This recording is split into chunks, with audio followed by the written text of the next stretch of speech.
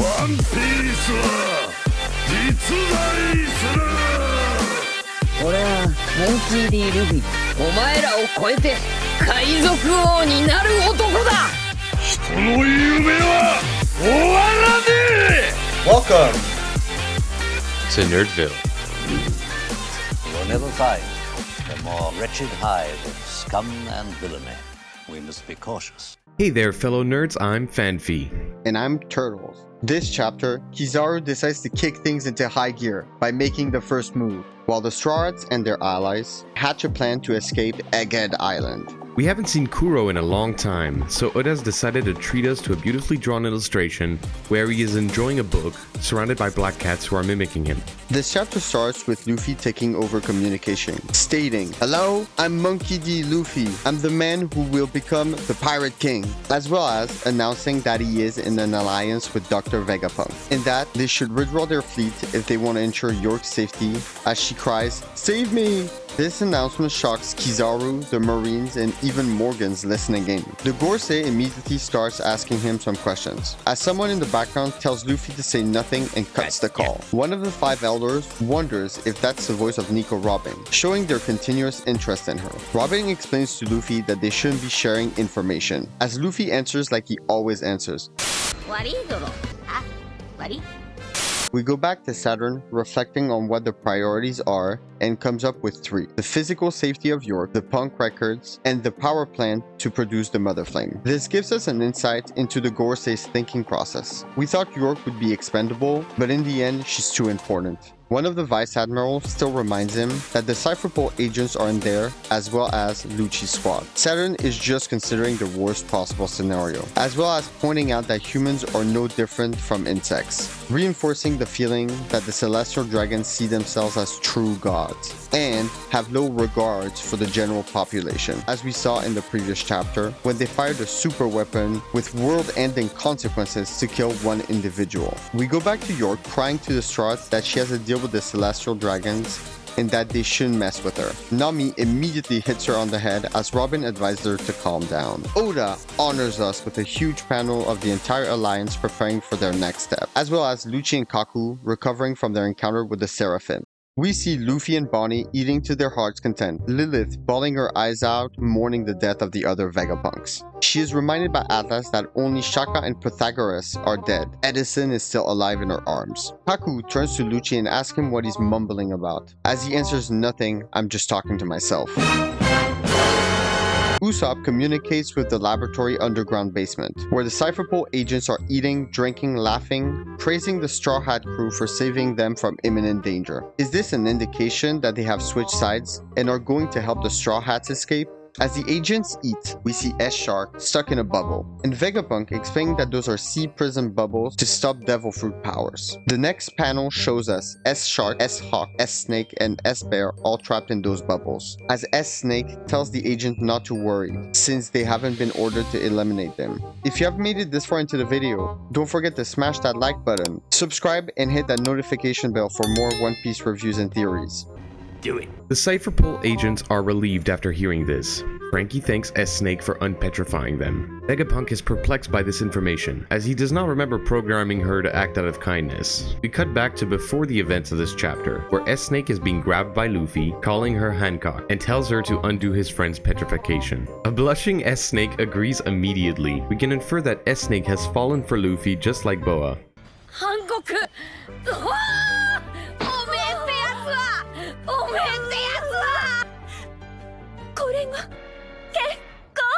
Jinbei mentions something very interesting after hearing this story, that S-Snake is a perfect copy of Hancock, including her emotions. This sparks curiosity in Vegapunk, where he theorizes that emotion must reside somewhere in the lineage factor. This topic raises an interesting question. In Boa's case, the world government would have needed to get her DNA after she met Luffy, if Vegapunk is to be believed. As we know, Vegapunk isn't all-knowing. There are limits to his knowledge, and sometimes he can only speculate. Do they need to have these feelings before being cloned, referring to the lineage factor, or are they destined to have these emotions towards these people given the fact that they are clones, and will react the same way as the originals? The Seraphim have been introduced to be an unstoppable force in the One Piece world, who answer to the world government somewhat without question. But could these emotions override these orders? Would S-Snake be able to attack Luffy going forward? Will S-Shark get inspired by Luffy in the same way Jinbei was? We see more of S-Snake acting like Hancock towards Luffy.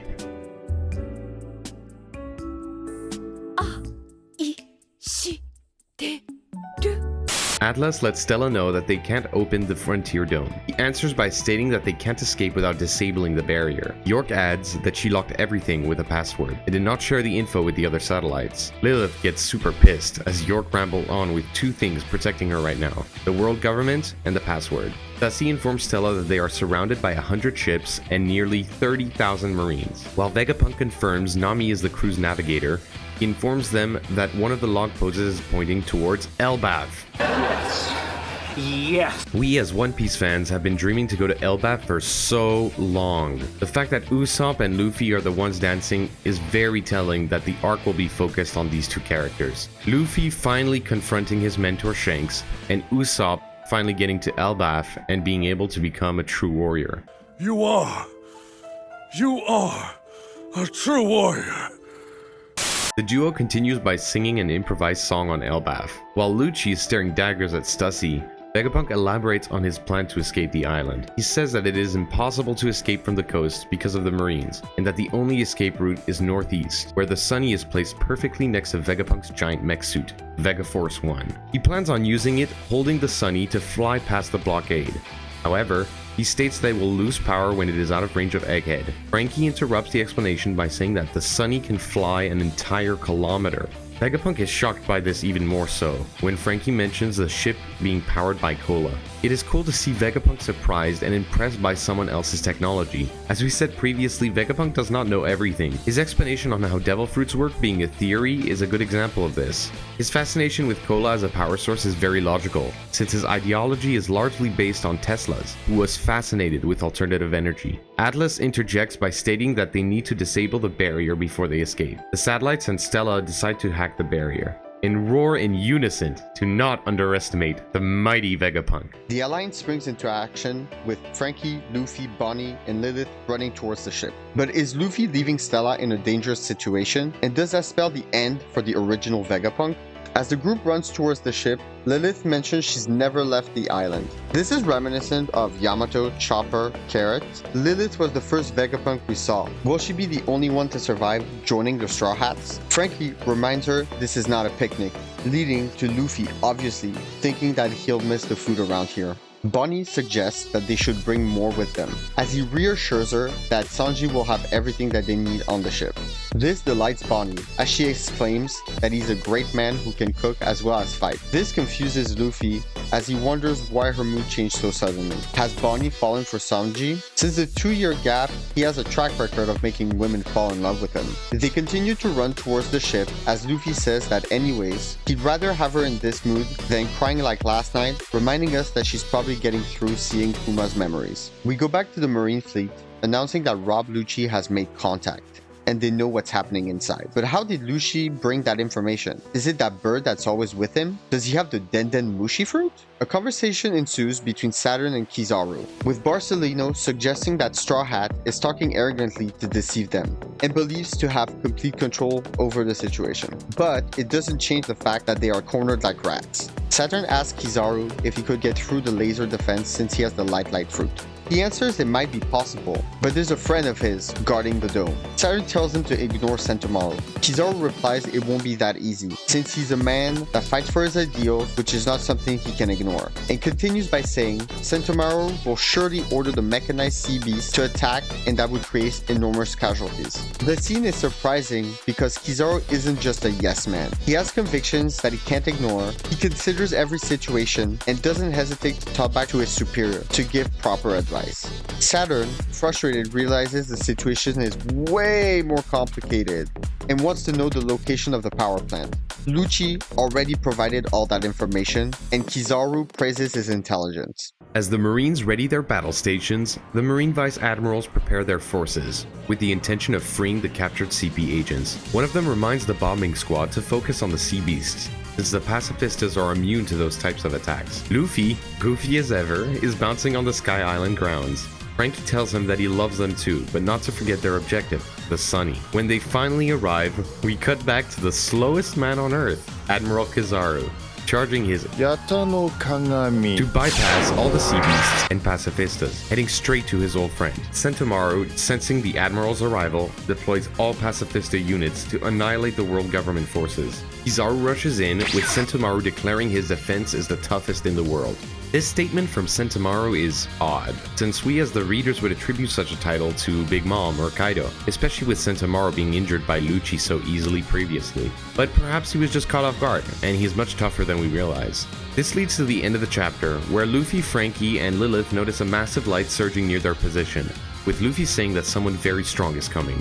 Our first thoughts would lead us to believe that it is Kizaru, since he is the title of the chapter, and Luffy also notices the presence after the light surges. And this does give more credit to the Marines, which they deserve, since we rarely see Luffy so flustered. However, another possibility would be it is the arrival of J. Garcia Saturn, who we know is very powerful, possessing most likely a mythical Zoan devil fruit like Luffy. We talked about this in our debate portion of chapter 1085, that the gooey forms they represent are reminiscent of the unbound immortal gods in Yu-Gi-Oh!, which represent the Nazca line drawings that portray gods of agriculture and nature, which could link back to chapter 287 in Nolan's flashback, where a woman being sacrificed mentions the god of the forest, earth, rain, and sun. If Saturn has one of these god fruits, it would make sense that Luffy would react that way to his presence. This is our review of chapter 1090 of One Piece. Hope you enjoyed, and don't forget to leave a comment, positive or negative. We need the engagement. See you next time. Peace out!